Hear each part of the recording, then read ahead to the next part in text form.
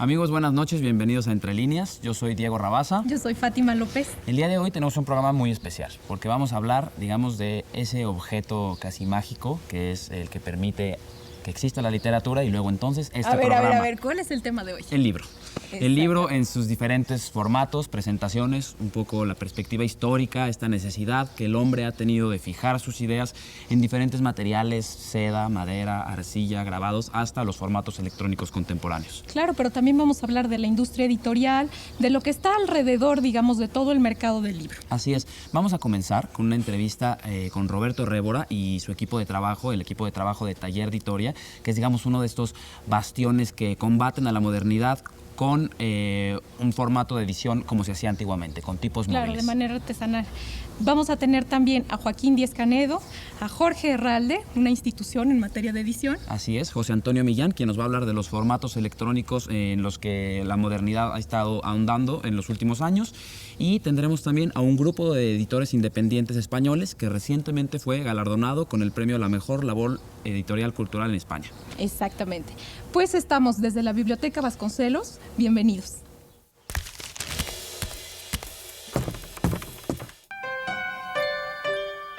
La necesidad de dejar fijo en un soporte el conocimiento de cierta época es inherente al mismo ser humano.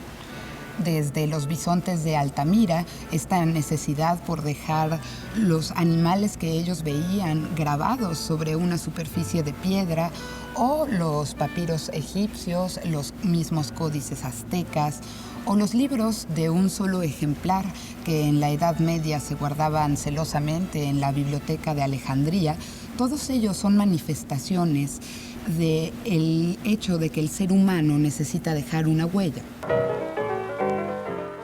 Los libros, como los conocemos ahora, surgen a partir de la invención de la imprenta, cuando pueden maquilarse muchísimos más ejemplares que uno y hacer accesible el conocimiento a más personas.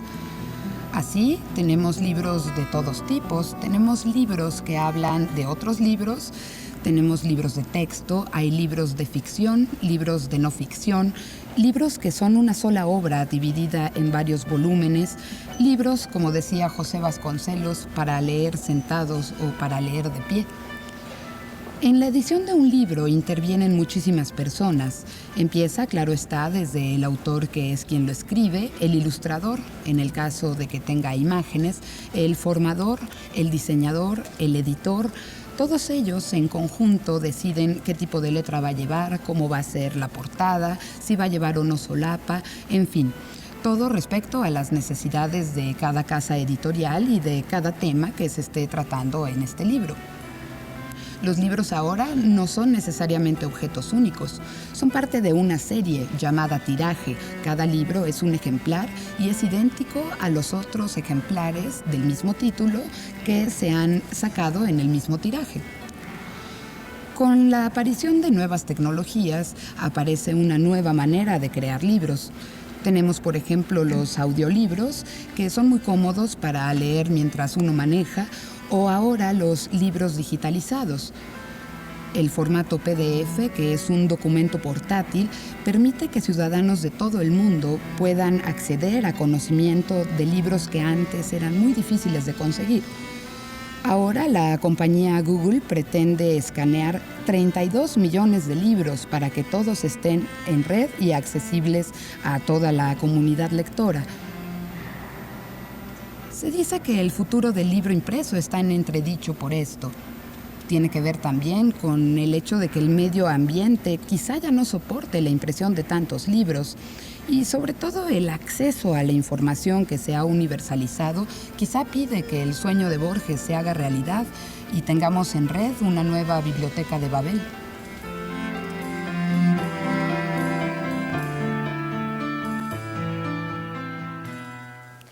Amigos, en el próximo bloque les vamos a presentar un contraste un poquito fuerte. Por una parte está un proyecto editorial que es una resistencia casi heroica a la modernidad y por otra parte una persona que ha decidido aprovechar todo el desarrollo vertiginoso de la tecnología para darle al mundo del libro y la lectura nuevas dimensiones. Entonces, en primer lugar, nos vamos con Roberto Révora y su equipo de Taller Editoria. Ellos tienen una editorial en donde siguen haciendo libros a mano de la manera más artesanal con una prensa de tipos móviles. Y por otra parte vamos a platicar con José Antonio Millán, quien es probablemente la autoridad más calificada para hablarnos de las nuevas tecnologías que están alrededor del libro. Libro electrónico, los blogs, el hipertexto y todos los avatares que vienen inmiscuidos con esto. Pues los dejamos con ellos.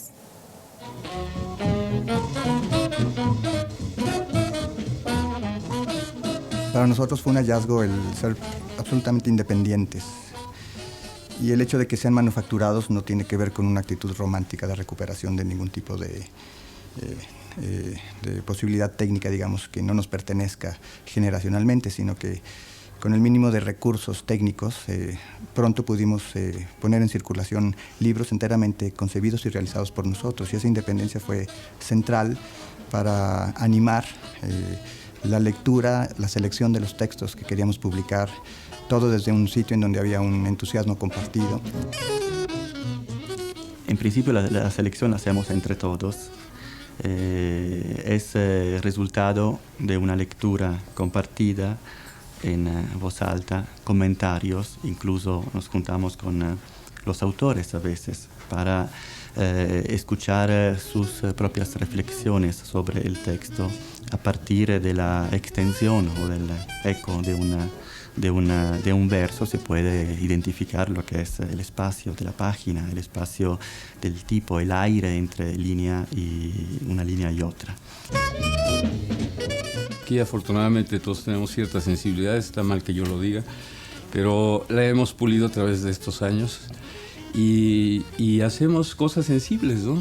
O sea, el texto nos lleva a una emoción íntima con el autor y se comunica con nuestra emoción íntima de hacer bien las cosas, de gozarlas, de terminar una página y poderla revisar, de corregirla, de elegir el color, por ejemplo.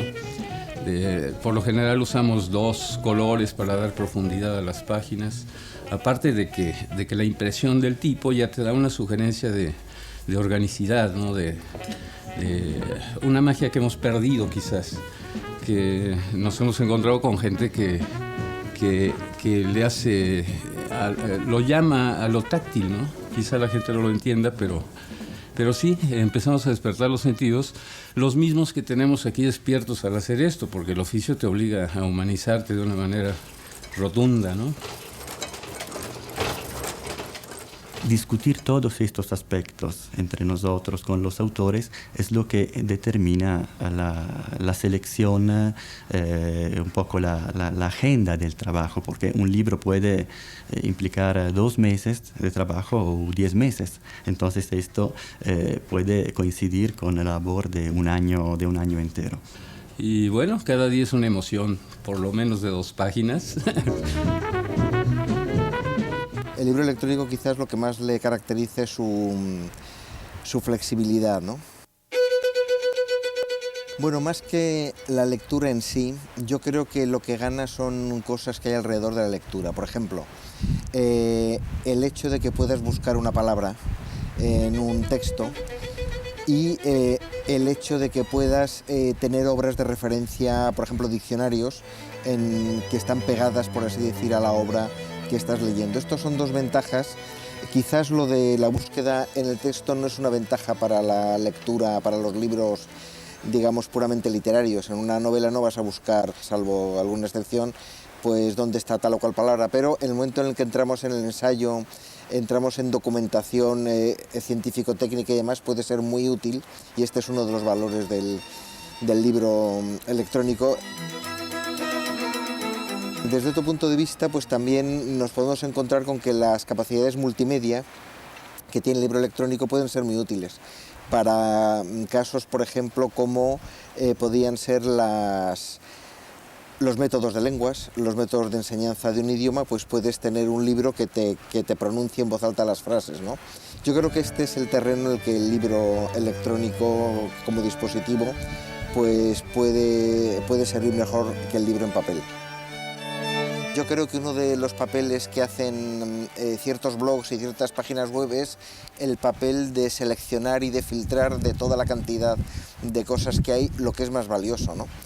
En ese sentido, pues quizás estamos en un modelo inverso. Si el modelo sobre el papel era primero filtrar y luego publicar, pues ahora estamos en un modelo en que primero se publica y luego se va filtrando, y de hecho, y también curiosamente, algunos de estos elementos nacidos en la web pues pueden acabar en papel.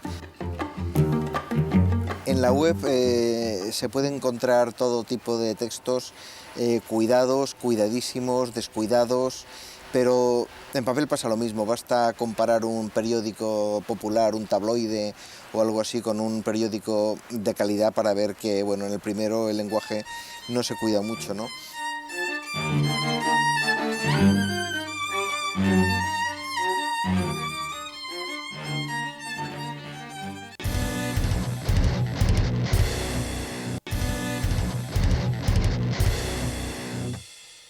Amigos, el Fondo de Cultura Económica es la editorial más antigua de México. En 2009 está cumpliendo 75 años, imagínense. Y bueno, su director, Joaquín Díez Canedo, nos concede esta entrevista, quien además trae esto del amor por los libros en la sangre, y nos platica sobre el fenómeno de la industria editorial en México y su panorama hacia futuro. Vamos a verlo.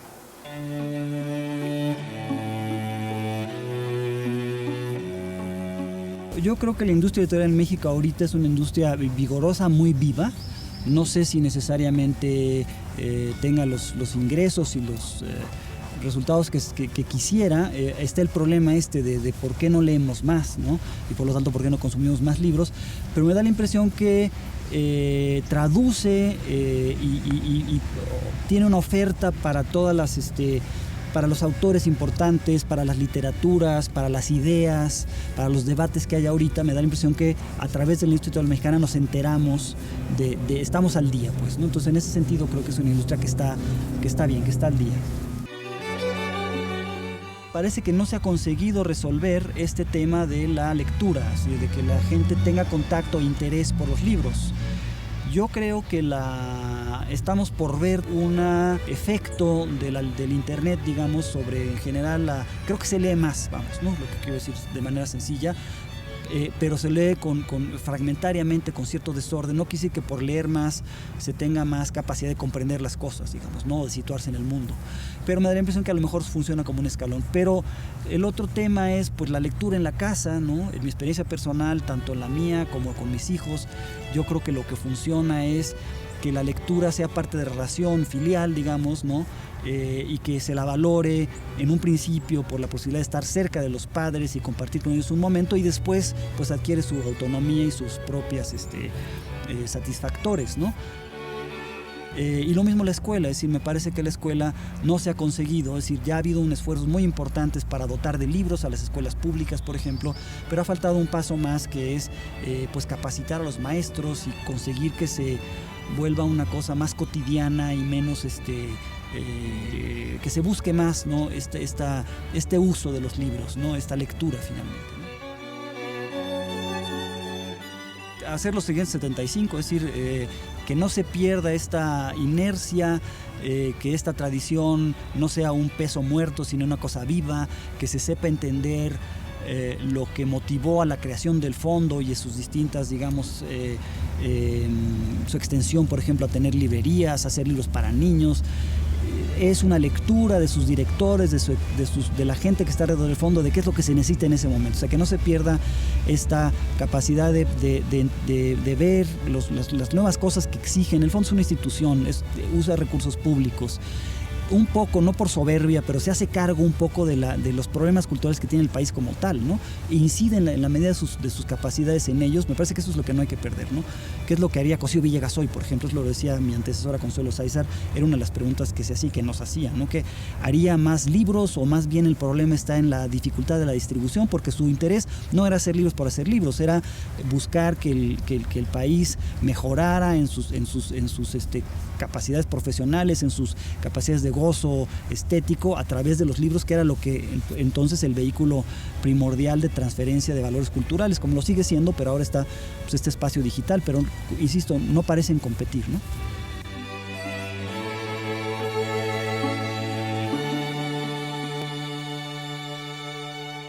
Amigos, pues para nuestra sección de recomendaciones del día, vamos a ver qué nos trae nuestro empleado del mes.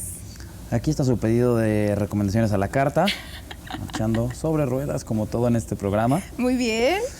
Y comenzamos con la edición sin editores de Andrés Schifrin. Es un libro fundamental para entender el oficio de la edición. En él, Schifrin explica un poco los ideales de la edición independiente, la edición que se ocupa de hacer circular obras fundamentales de la literatura, más allá de que esto sea o no sea un gran negocio, y cómo en los últimos años el mercado editorial ha sucumbido ante la tentación de convertir esto en un gran aparato de hacer dinero.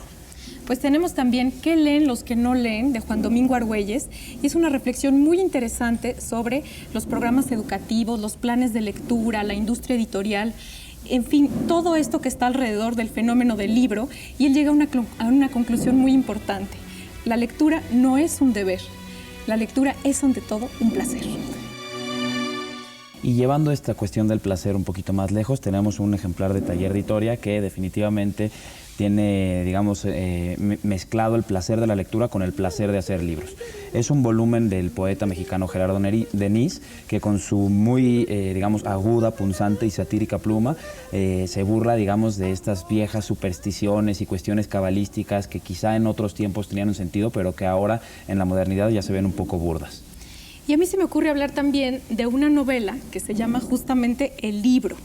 Es una novela de Juan García Ponce, el gran pornógrafo de la literatura mexicana, y esta novela aparece en 1970 solita. Ahorita la podemos encontrar en una edición con las novelas cortas, ¿no?, las novelas breves de García Ponce, y la verdad es que uno de los protagonistas de esta novela es justamente un libro, ¿no?, un libro real, que es La culminación del amor, de Robert Musil, que además es un escritor que García Ponce nos enseñó a leer, ¿no?, porque claro, en México era prácticamente desconocido. Entonces, una novela, digamos, muy poco conocida de García Ponce, pero muy sabrosa. Sí, que trata también un poco de esto que hemos estado intentando darle al libro a lo largo de todo el programa, y que es una nueva dimensión, es decir, lo que los libros dicen sin decirlo, como dice García Ponce. Y por último tenemos La maleta de mi padre, de Orhan Pamuk, que contiene el discurso que el escritor turco dio cuando recibió el premio Nobel. En él explica la íntima relación que tiene con la literatura, y cómo el proceso de escritura es un proceso en el que él encuentra esa segunda persona que ocupa su interior y el universo que sostiene a esa segunda persona. Es también una especie de analogía de lo que los lectores encontrarán en el proceso de la lectura y la relación tan íntima que se puede trabar con los libros. Pues hasta aquí las recomendaciones, y nos vamos a nuestra sección de Casa Tomada. ¿Con quién? Con el flautista Horacio Franco. Como artista, como librepensador, la literatura, los libros han estado siempre muy presentes en mí. Mi quehacer como músico me ha en un momento dado dado la facilidad de encontrar en la literatura una similitud, una enorme similitud, sobre todo en la literatura antigua, pero con la retórica y con la poética que maneja la música, que era la misma prácticamente que manejaba la literatura en el siglo XVI o en el siglo XVII. Soy muy amante de las novelas, soy muy amante de la literatura, pero soy más amante también de los libros de investigación y de los libros de arte, finalmente, ¿no? Y sobre todo ya cuando se trata de leer sobre música, me voy a lo que dicen los teóricos. Obviamente tengo ya otro anaquel lleno de libros de música, pero lo más importante, lo más fundamental es irse a las fuentes fidedignas, que son las partituras de los compositores. Y bueno, antes de ser músico quería yo ser egiptólogo, y por lo cual tengo aquí una sección por allá de libros de arte egipcio también y de cultura egipcia. Aquí tengo algunos de museos egipcios, por ejemplo. Arriba tengo todas las novelas y los libros que he leído, que me han llegado, ¿no? Yo desde adolescente leí mucho Oscar Wilde y me encantó y me cautivó su manera de escribir. Yo creo que ahorita estoy tratando de seguir a mis años el ejemplo de Dorian Gray y de quedarme intacto después de tantos años, ¿verdad? Hay un libro que me encanta ahí arriba que se llama El último judío de Noah Gordon, que es un ejemplo también, es un escritor tal vez poco conocido en México y poco valorado, pero tiene varias novelas como El médico o El último judío que las leí con mucho gusto y mucho interés por muchas razones, ¿no? Esta narrativa tan descriptiva de la época medieval o en El último judío precisamente de la expulsión de los judíos de España. De una u otra manera me ha marcado mucho porque yo crecí mucho con el judaísmo no en mi casa, pero después, ¿no? Entonces tengo toda una sección de libros de judaica, lo que podemos decir de judaísmo. En mi vida ha habido un libro, sí, que me ha influido y de una manera muy simple y muy constructiva en mi carrera, que ha sido Momo, de Mijael Ende. Algo tan sencillo y tan aparentemente inocuo como el personaje de Beppo Barrendero que barría y barría las calles y que no hacía otra cosa más que barrer y estaba encantado con eso. Me influyó mucho a verdaderamente ser como él y disfrutar enormemente lo que hago, aunque lo que hago sea lo que más me gusta, ¿no? Tal parece ser que a Beppo Barrendero lo que más le gustaba era precisamente barrer las calles y es como estar contento con lo que haces, ¿no? Ese libro es para mí un clásico maravilloso, tanto como los de Patrick Süskind también, o como La Paloma, o El Contrabajista, o El Contrabajo, o El Perfume, pero son libros más sofisticados realmente, ¿no? Este Momo es tan sencillo, ¿no? Y cómo te ponen los hombres grises, etcétera, etcétera, ¿no? Lo negativo en la vida, la gente sin alma finalmente, ¿no? Que son lecciones de vida que siempre debemos aprovechar.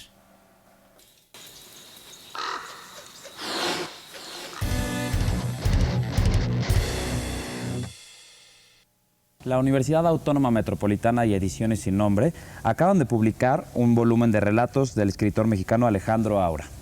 Aura entregó este volumen de relatos a sus editores apenas unos meses antes de su fallecimiento y tenemos 5 ejemplares para ustedes.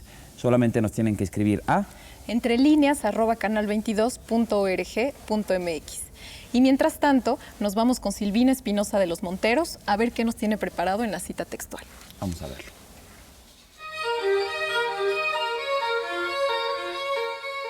Allí donde se queman libros, se acaban por quemar a los hombres. Esta es una cita de Heinrich Heine que nuestro invitado del día de hoy incluye en el texto sobre el cual vamos a platicar. Carlos López, editor y poeta, nos va a platicar sobre la historia del libro y sobre la aventura que significa explorar sus páginas. Vamos a ver.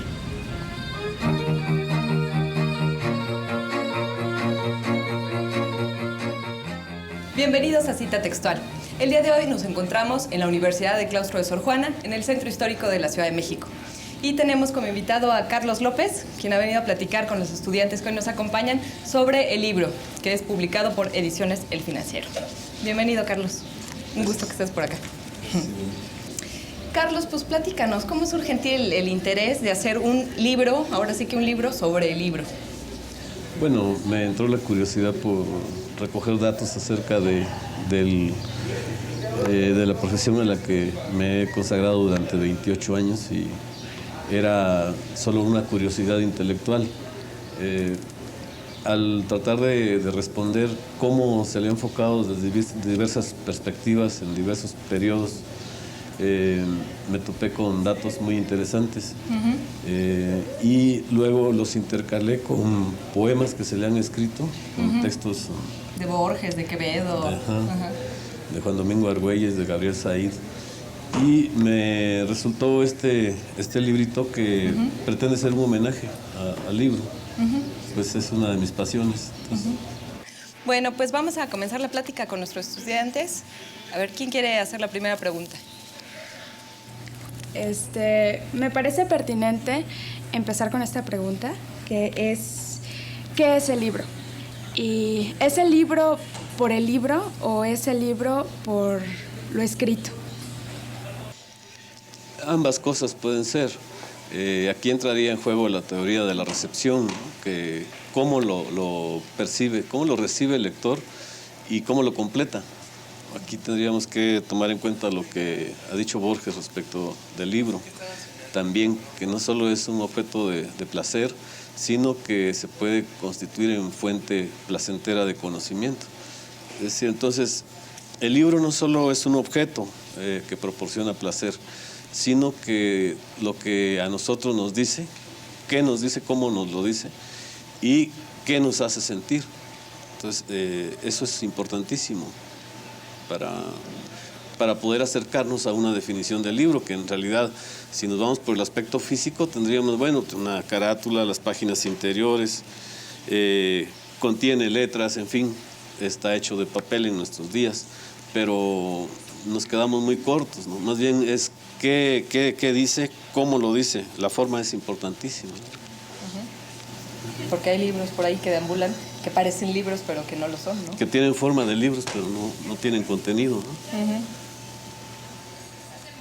Bueno, con referencia a su texto, lo leí, y luego leyendo a Cortázar, pues leyendo el cuento de Fin del mundo del fin, me recordó mucho lo que propone su libro sobre el libro, y luego lo que Cortázar propone aquí. Sin embargo, pienso que está un poco como descontextualizado, porque en nuestro contexto actual podemos ver que todo lo de los medios digitales nos está llevando a otras cosas, ¿no? Entonces quisiera más o menos preguntarle sobre como un pronóstico de si va a seguir habiendo libros o qué piensa sobre toda esta revolución tecnológica. Que es muy buena. Todo lo que favorezca la lectura siempre va a ser muy bueno, pero yo pienso que el libro como objeto no va a desaparecer nunca. Es inmortal, ya pasaron muchos, ya ha habido muchos avances en todos los sentidos, desde el audiolibro, ahora el libro visual, y no hay forma. Se han hecho muchas películas, se han dramatizado muchos libros, y no, el libro sigue, o sea, la base es el libro. Entonces yo pienso que, no porque me dedique a esto y sea un empecinado defensor del libro y un amoroso defensor del libro, eso no obsta para decir que según una visión objetiva podría llegarme a concluir que el libro no va a morir nunca. Al contrario, se están elaborando piezas únicas, libros objeto, con un gran valor económico y artístico, desde luego, que no solo se coleccionan por el placer de coleccionar, sino se coleccionan porque son verdaderos tesoros. Entonces, me parece que, al contrario, se van a elaborar piezas mucho más sofisticadas, mucho más ricas, en todos los sentidos, no solo por el contenido, sino por el valor agregado que va a tener cada una de las piezas, considerar así los libros. Y yo pienso que la inmortalidad del libro es una de las certezas que uno puede tener. Bueno, hablando de las nuevas tecnologías, a mí me pone muy nerviosa, ¿no? Que ahora vas a poder leer un libro y vas a tener una pantallita, ¿no? Entonces vas a leer las letras así sobre pantalla, ¿no? Entonces, ¿tú crees que cambia la experiencia cuando lees un libro que lo tienes aquí, que son hojas, ¿no? A que lo leas en una pantalla, ¿no? Y no puedas cambiar de hojas, ¿no? O sea, sí, cambia todo, te cambia el esquema, te cambia el placer, el gusto. Hay personas que cuando compran un libro lo primero que hacen es olerlo, ¿no? Tocarlo, ¿no? A veces la superficie de los libros es muy sensual, ¿no? El color, los colores varían mucho sobre el papel que sobre la pantalla. Claro, tiene sus ventajas la pantalla porque es mucho más práctico, ¿no? Tú te puedes brincar de la página 1 a la 50 exactamente y aquí tienes que hacer esto, ¿no? Implica más esfuerzo físico, pero me parece que el placer de tener un libro entre las manos con el que tú puedes dormir, a veces uno lo usa de cabecera, ¿no? O de almohada. Bueno, en el libro mencionas que los libros tienen una especie de vida propia, como son seres vivientes. Quería saber si opinas que tienen alma y si esta alma cambia o desaparece en los libros online, en la pantalla. Sí, y es que por eso nos hablan y por eso son nuestros mejores amigos. Los libros, si no les encontramos eso, ese espíritu, porque además, ¿qué son los libros? Son la concentración, son los estuches donde se guardan espíritus, ¿no? De personas que nos han querido decir algo, personas sabias, ¿no? Que son nuestros mejores amigos. En cualquier momento de la noche, en cualquier circunstancia que uno se encuentre, deprimido, alegre, como estés, tú te acercas a un libro y lo que vas a encontrar es luz. es sabiduría. ¿Y qué es eso? Es el espíritu. Lo único a lo que el ser humano debería aspirar es a la felicidad. Y si la felicidad se encuentra en un libro, pues ahí está el espíritu. Eso es lo que nos mueve. Oye, otro de los temas que frecuentemente se tocan ahora sí que en el libro es el del peligro que entrañan los libros, que muchos lo han sabido en cierto momento de la historia y son famosas todas estas quemas de libros, ¿no? Aquí quería permitirme leer un fragmentito que citas de George Steiner. Dice, los hombres que queman libros saben lo que hacen. El artista es la fuerza incontrolable. Ningún ojo occidental después de Van Gogh puede mirar un ciprés sin advertir en él el comienzo de la llamarada. Hermosa, ¿no? Es hermosa precioso. Sí. Y certera. ¿Por qué han sido tan peligrosos los libros? Porque el libro ilumina y la manera de opresión de varios regímenes a través de toda la historia de la humanidad, esto no es solo de nuestros tiempos, no es producto nada más de nuestros tiempos, es la de la oposición, ¿no? Un pueblo sabio es un pueblo peligroso. La gente que lee es una gente peligrosa. Entonces los dictadores no ven, ciegos como son. No hay dictadores ilustrados, ya no hay, pues, como al estilo de Francia, en Paraguay, todos han sido torpes. No ven que es al revés, que un pueblo educado es un pueblo feliz, es un pueblo que no se va a dedicar a la violencia, que no se va a dedicar a hacerle daño al prójimo. No se dan cuenta que la mejor manera de mantener tranquila a la gente y darle felicidades por medio de los libros. Entonces se los evita. Tienen una idea equivocada, pues su concepción es una concepción errónea del libro. Bueno, pues sirve esta charla para aventurarnos en el maravilloso mundo de los libros, para que se asomen a sus páginas. Y bueno, queremos darte las gracias por tu presencia aquí en el Claustro de Sor Juana y a todos ustedes porque leyeron y nos acompañaron, y también a los televidentes. Gracias.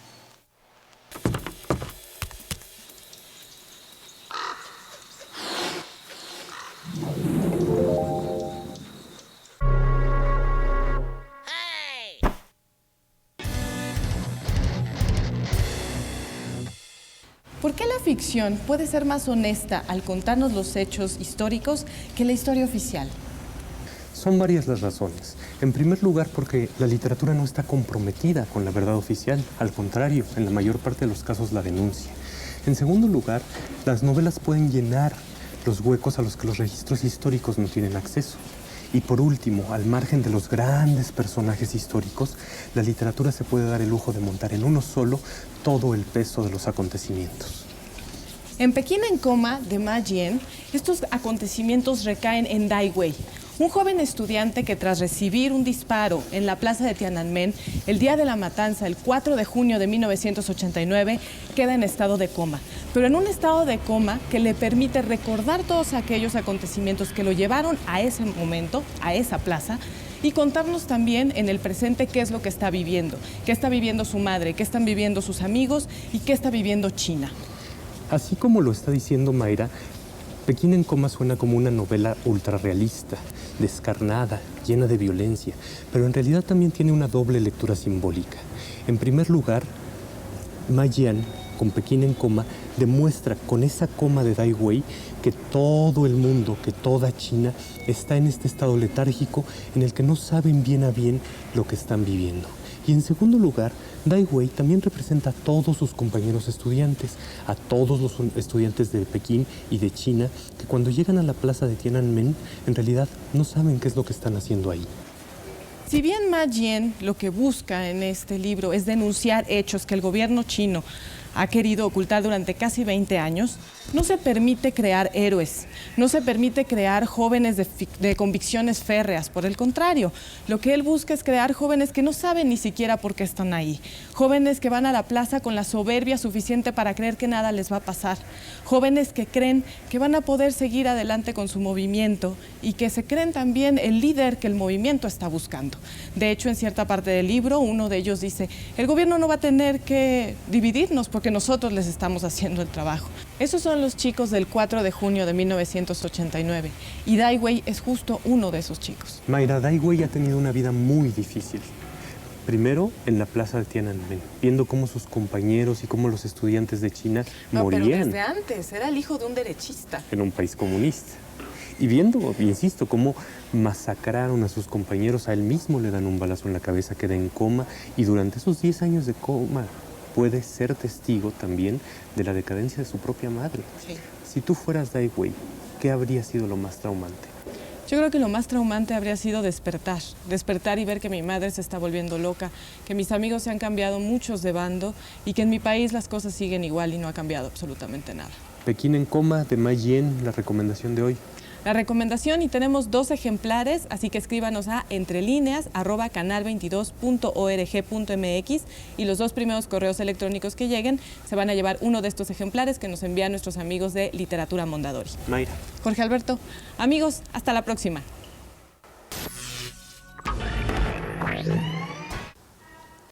Oye, Diego, pues no me dejarás mentir, yo creo que las editoriales independientes tienen un gran reto, ¿no?, enfrente. Se han decidido por hacer libros diferentes, ¿no?, que no son los grandes títulos comerciales, los grandes bestsellers, ¿no?, sino tener un catálogo más riguroso y una manera de editar, ¿no?, de una manera mucho más cuidadosa. ¿Qué piensas tú? Claro, por supuesto, digamos que los grandes grupos editoriales que acaparan buena parte del mercado no se interesan muchas veces en estos espacios más acotados y más finos de la literatura y del pensamiento, y es ahí donde la edición independiente cobra una relevancia muy trascendente dentro de la cultura de todos los países. Exactamente, y bueno, pues hablando de editoriales independientes, nace Textofilia, que originalmente era una revista universitaria, ¿no? Así es.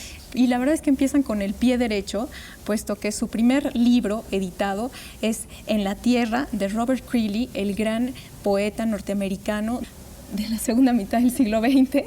Y bueno, pues tenemos unos ejemplares de regalo, si nos escriben a dónde. Nos escriben a entrelineas@canal22.org.mx.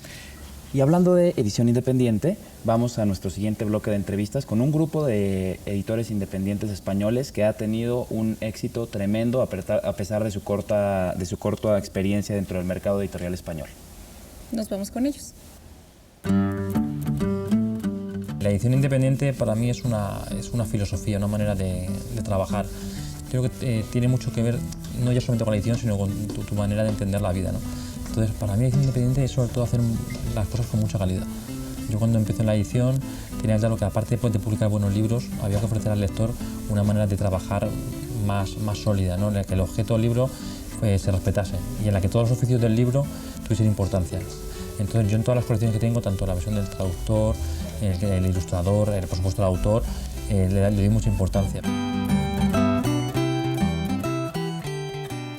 La idea que hay detrás de Impedimenta es recoger el bagaje cultural o el bagaje intelectual y literario de la tradición occidental por medio de textos que no fueran muy explotados por otras editoriales. Es decir, andamos a la búsqueda del pequeño tesoro con un cuidado estético exquisito y con traducciones cuidadísimas, es decir, hacer un buen producto, no muchos libros al año, y sobre todo, bueno, el propio nombre de la editorial lo indica, la Impedimenta, que es el bagaje cultural que llevamos siendo lectores occidentales, ¿no?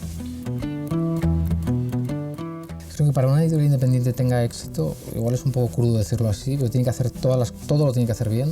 Los libros que elige tienen que ser buenos, tienen que estar bien editados, las traducciones tienen que estar bien traducidas, tienen que estar bien compaginados, bien corregidos, tienen que ser atractivos, el diseño tiene que ser bonito, tienen que estar impresos en un papel bueno, las relaciones públicas, la prensa, la promoción de los libros se tiene que hacer bien, y además de haber hecho todo eso bien, el editor independiente tiene que tener suerte. La edición independiente es sobre todo somos un conjunto de editoriales que realmente tenemos un trabajo muy artesano, una relación muy artesanal con la edición. Siempre en la edición independiente lo que lo diferencia es que el editor está pendiente de todo el proceso. Él mismo, la misma persona, está pendiente de todo el proceso y eso se nota mucho en el libro. El libro tiene una marca de autor. La marca de autor del autor, pero también la marca de autor del editor, que se nota mucho. Periférica es una editorial que tiene 3 años, que va a cumplir 3 años ahora mismo, en esta primavera. Es una editorial que nace durante casi 10 años. Yo fui periodista de viajes por medio mundo y fui haciendo una biblioteca paralela a la biblioteca que ya había hecho en España con libros de muchas lenguas, ¿no? Entonces son libros que se fueron amontonando al lado de la cama y que uno iba leyendo y pensaba por qué no editarlo, por qué no hacer ese libro, ¿no? Algunos de estos libros los recomendé a otros editores, fueron saliendo, pero llegó un momento en el que quise dejar de viajar y más bien convertirme en editor. La edición independiente para mí es la edición sin ataduras comerciales y sobre todo la libertad de poder publicar todo aquello que me divierte editar. Es decir, cuando digo, digamos, sin ataduras comerciales, obviamente no significa eso que no nos preocupemos por la rentabilidad de nuestros proyectos, pero fundamentalmente diría que es la libertad de poder centrarse y disfrutar de lo que uno, digamos, disfruta publicando. Contexto es una asociación nacida hace un año en España, en la que 7 editoriales decidimos crear un espacio en el que pudiéramos hacer cosas que individualmente no podíamos hacer, bien por infraestructura, bien por capacidad de trabajo, por intereses, etc. Y en esa manera te lo definiría como un laboratorio abierto a todo.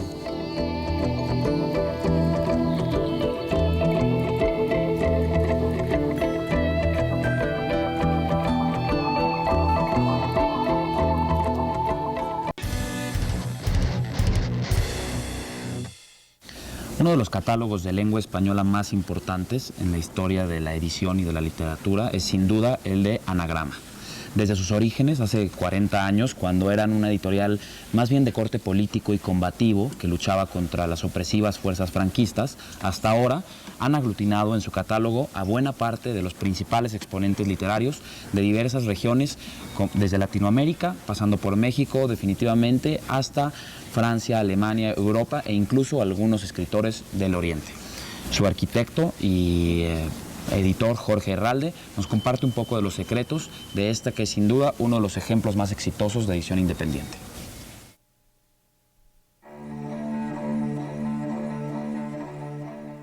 La única posibilidad, diría yo, de supervivencia para construir un catálogo que se implante un poco en el imaginario colectivo y que suscite la complicidad de libreros, críticos y lectores es tener en cuenta única y estrictamente la calidad literaria. Se da placer en tanto en cuanto publicamos autores muchas veces desconocidos y el momento de la excitación del autor desconocido y del editor con una ópera prima deslumbrante y tal, pues es casi erótica, ¿no? En Anagrama, sobre todo en toda la década del 2000, hemos hecho una apuesta sistemática por las literaturas latinoamericanas, sistemáticas simplemente porque es donde creemos que en estos momentos hay autores con mayor talento y más adecuados al catálogo de Anagrama. Autores argentinos desde Ricardo Piglia o Alan Paus o Martín Coan o Martín Caparrós en su país venden varios miles de ejemplares. Y esto en México no sucede. En general nos tropezamos con escasas ventas de autores mexicanos, lo cual es preocupante. Un país con grandes autores y pocos lectores. Yo diría que los pocos lectores son sobre todo con los autores mexicanos, salvo excepciones. Y esto pues lo he estado viviendo estos años.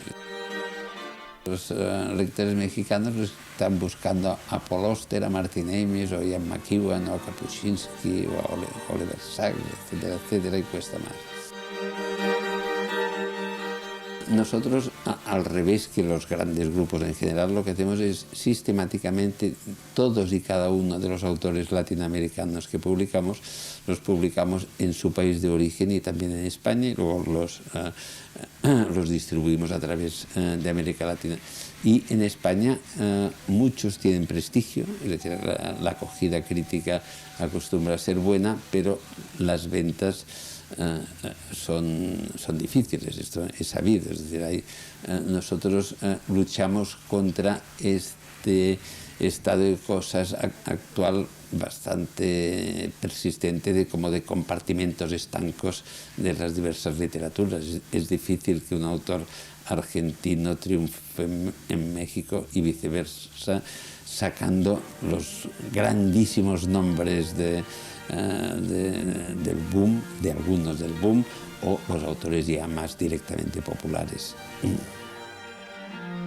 Quizá una de las mayores alegrías de mi vida editorial ha sido este triunfo de Roberto Bolaño, que ya empezó con Los Detectives Salvajes cuando ganó nuestro premio el Rómulo Gallegos, hace ya más de 10 años, pero que ha ido increciendo y que ahora acaba de conquistar el mercado más difícil y el más hostil para la literary fiction, como es la de Bolaño, donde además la gran mayoría de sus personajes son poetas y escritores y tal, y sin embargo acaba de ganar el premio de los críticos americanos, que solo lo había ganado una obra traducida, nada menos que Austerlitz de Sebald. Y esto ha sido para mí una gratísima satisfacción.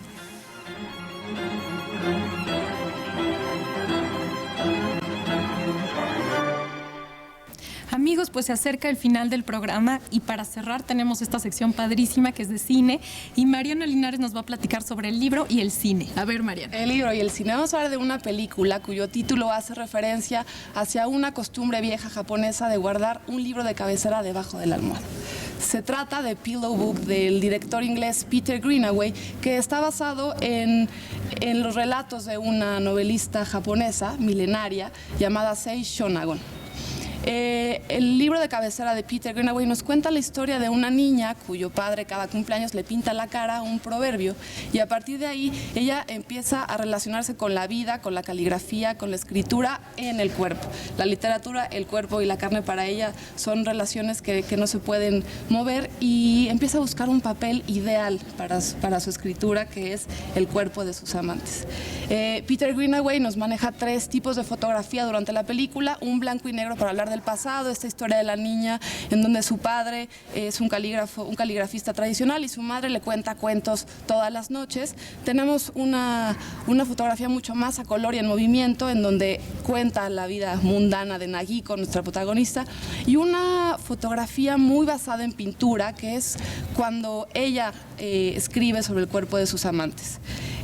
Al final la historia es un resumen de venganza, porque ella encontrará a partir de la escritura de sus amantes cómo vengarse de aquel viejo editor que trataba mal a su padre y que finalmente lo trataba mal a ella con su escritura. Peter Greenaway no es la primera vez que hace una película basándose en la caligrafía. Él es pintor y tiene otro libro llamado Los libros de Próspero, basado en La Tempestad de Shakespeare, donde también utiliza imágenes sobre el cuerpo, imágenes sobre la pantalla que se yuxtaponen. No se trata de una sola imagen, sino son varias a la vez, en donde a manera de rompecabezas él enseña cuál es la especialidad de la caligrafía. ¿Sabes qué está padrísimo? Que en esta idea de Greenaway los libros palpitan, ¿no? Tienen aromas, ¿no? Como estoy pensando en la colección que sale en los libros de Próspero, ¿no? Que abres y un libro palpita, ¿no? Y es algo vivo, ¿no? Y viene a cuento también con lo que mencionábamos al principio del programa de, digamos, el libro no como encuadrado en este formato tradicional que conocemos, sino como la fijación de un pensamiento en diferentes superficies, ¿no? Se ha hecho en seda, se ha hecho en cera, se ha hecho grabaciones en arcilla y bueno, pues el cuerpo humano viene a ser como una alegoría, digamos, de la búsqueda interior y la proyección exterior, que es la escritura, ¿no? Exactamente, tenemos 13 libros en el caso de The Pillow Book, cada uno de ellos pintado en diferente piel, la piel ideal para nuestra protagonista Nagiko. Además, un libro sabroso, ¿no? Un libro del cuerpo. Sabroso. Oye, y es curioso que haya escogido un protagonista, digamos, como occidental y como más típico del circuito fílmico, ¿no? Ewan McGregor. Ewan McGregor, que es, sí, de sus primeras películas, él hace este personaje del amante que le rompe el esquema a la escritora. Ella primero comienza haciendo ella el papel mismo, utiliza su piel para hacer el papel, y cuando conoce a Ewan McGregor, al guapísimo Ewan McGregor, se convierte en el pincel. Vean la de Pillow Book del director inglés Peter Greenaway. Muy bien, pues entonces nosotros nos despedimos, se nos acaba el tiempo. Pues muchísimas gracias. gracias. Estamos desde la Biblioteca Vasconcelos y los esperamos el próximo lunes a la misma hora. Aquí en Entre Líneas. Adiós.